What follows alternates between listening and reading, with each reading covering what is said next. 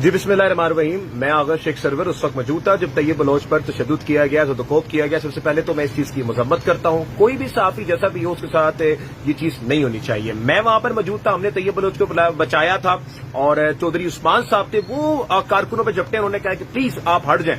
हमने वहां पर जाके मैंने तैयब बलोच को जिस तरह से गले पे गला पकड़ा उसका, और मैंने कहा कि अब कोई भी तैयब बलोच के आगे नहीं आएगा। मैं दीवार बन गया था उनके आगे आकर, लेकिन अब वो क्या बात करते हैं ये अलग बात है। लेकिन मौजूदा सूरत हाल में ला इलाहा इल्लल्लाह मुहम्मद रसूलुल्लाह प्रेस कॉन्फ्रेंस शुरू होती है। मैं जो भी झूठ बोलूं अल्लाह मुझ पे अजाब भेजे, मैं आपके सामने बिल्कुल सच बोलूंगा।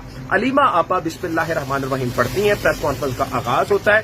तैयब बलोच साहब पूरे के पूरे गायब होते हैं जब तक अलीमा आपा बाहर होती हैं। अचानक नमदार होते हैं और नीचे बैठ जाते हैं, खामोश रहते हैं। जैसी ही प्रेस कॉन्फ्रेंस शुरू होती है बिस्मिल्लाहिर्रहमानिर्रहीम पढ़ा जाता है। उस वक्त मोहतरम हमारे जो तैयब बलोच साहब है वो पहला सवाल करते हैं कि मोहतरमा मैडम, सबसे पहला अल्फाज होता है मैडम मुझे ये बताएं कि साथियों के खिलाफ प्रोपेगेंडा किया जा रहा है और ये आप करवा रही हैं।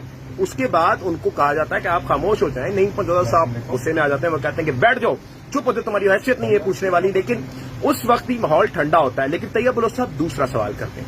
उस दूसरे सवाल में वो अल्फाज इस्तेमाल करते हैं कि मोहतरम अलीमा आपा से कि क्या कहते हैं आपकी औकात क्या है, हैसियत क्या है आपकी, क्या आप हम साथियों के बारे में ऐसे अल्फाज करें, आपके कारकुनों की क्या हैसियत है।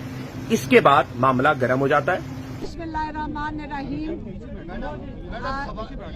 आज हमारी एक सेकंड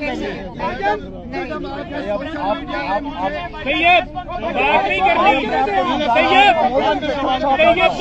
तुम्हारी जरूरत नहीं है सवाल करने की, बेगैरती बंद कर दे, तू बेगैरत है इंसान, समझ आई है। और मामलात पर उनको मारा जाता है, उनको पकड़ा जाता है। हम सहाफी हजरात आप तस्वीरें देख सकते हैं कि मैं वहां पर उन कारकुनों के सामने आया कि उनको मारने से मुझे भी दो चार कुछ सुनने लगे पीटीए वालों के। लेकिन मैंने कहा यार खुदा के लिए आप लोग पीछे चले जाए, मेरा माइक टूट गया, सब स्टैंड वगैरह टूट गया मेरा। लेकिन मैंने कहा तैयब बलोच को कोई भी नहीं मारेगा।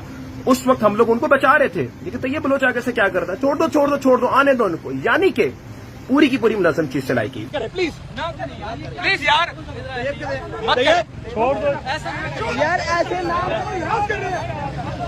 फिर मीडिया ने अचानक तौर पर बाइकआउट करना शुरू किया। और ये दो सहाफी थे, तैयब बलोच के साथ एक और मोहतरम थे।